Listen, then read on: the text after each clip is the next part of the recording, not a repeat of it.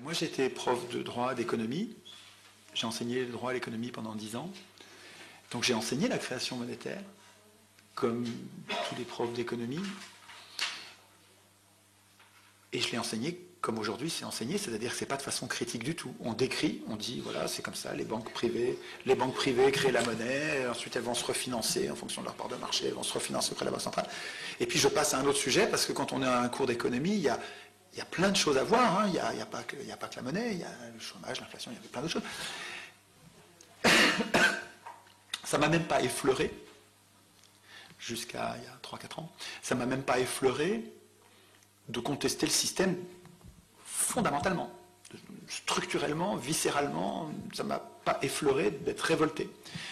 Et Frédéric Lordon, c'est un ami, c'est quelqu'un que j'aime beaucoup, avec qui on discute beaucoup, et qui me disait, quand je lui ai commencé à lui parler de création monétaire, en disant, mais c'est incroyable ce truc, quoi, les banques privées qui créent la monnaie, Frédéric me disait, mais enfin, tu tombes des nues, enfin, d'où tu sors, tout le monde sait ça, on apprend ça en première année de fac.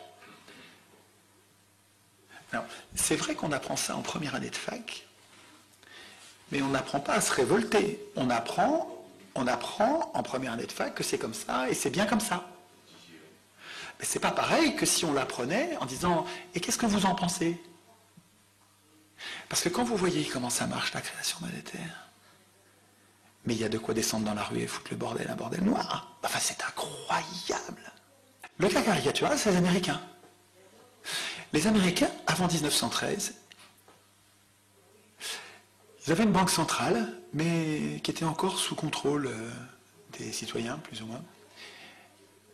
Et puis, ils n'avaient pas d'impôt sur le revenu. Ils n'avaient pas d'impôt sur le revenu. La même année, 1913, alors je veux dire, ils peuvent marquer cet anniversaire d'une pierre noire.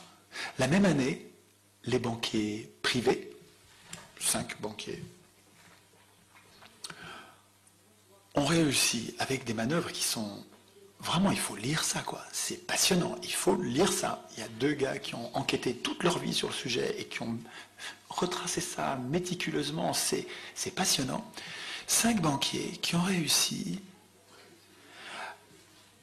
à obtenir que quand l'État américain a besoin d'argent, il n'y a pas de problème. C'est nous, les banquiers privés, qui allons lui donner, qui allons lui prêter, avec un intérêt de 6%. C'est incroyable. C'est génial. C'est génial. Donc, depuis, alors ils n'étaient pas endettés à l'époque, du tout, les États-Unis n'étaient pas endettés. Aujourd'hui, la Fédérale Réserve, alors ils ont décidé de s'appeler Federal Reserve pour que ça ne sente pas.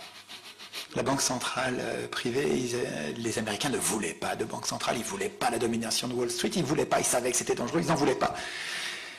Et ils ont fait un truc malin, ils ont dit on va l'appeler Federal Reserve.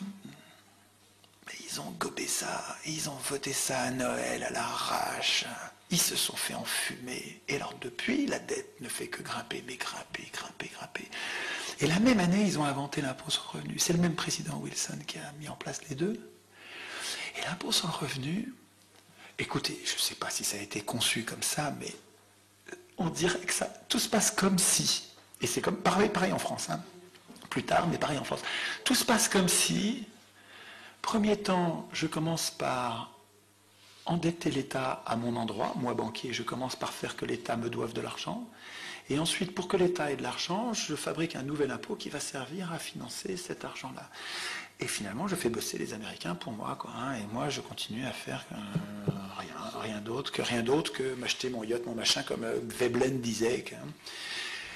Mais attends, mais c'est que ça marche vachement bien, et finalement, l'impôt sur le revenu, il prend tout le service de la dette aux États-Unis. C'est-à-dire que toute la masse monétaire des États-Unis, qui est de la dette, évidemment, il faudra qu'on prenne le temps d'expliquer ça, la monnaie, c'est de la dette.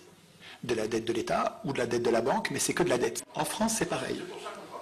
Tout ce que vous payez en impôt sur le revenu, 100% de ce que vous payez, ne sert pas à faire marcher les hôpitaux, les écoles, les services publics. Pas du tout, ça part tout dans le service de la dette, c'est-à-dire que ça part dans les poches des riches qui ont prêté à l'État, parce que l'État a renoncé à créer lui-même la monnaie dont il a besoin.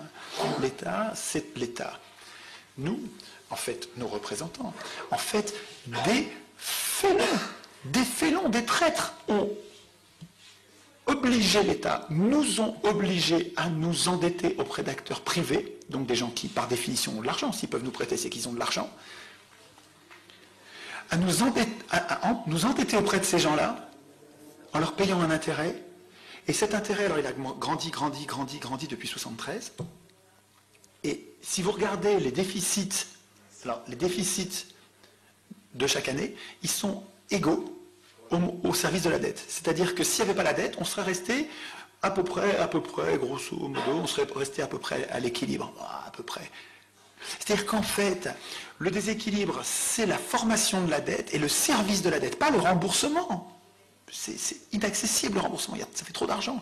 Le service de la dette, juste les intérêts, l'État le prend par l'impôt sur le revenu et le donne aux riches. Mais c'est incroyable qu'on accepte un système pareil. C'est juste incroyable qu'on accepte. C'est incroyable qu'on appelle représentants des gens qui sont capables de nous trahir au dernier degré comme ça. Quand vous faites les milliards et que vous regardez ce qui nous manque pour la Sécu, vous regardez ce qui nous manque pour la retraite, vous regardez ce qui nous manque pour EDF, GDF, tous les services publics, mais attendez, mais vous avez tout ce qu'il faut. Vous avez tout ce qu'il faut.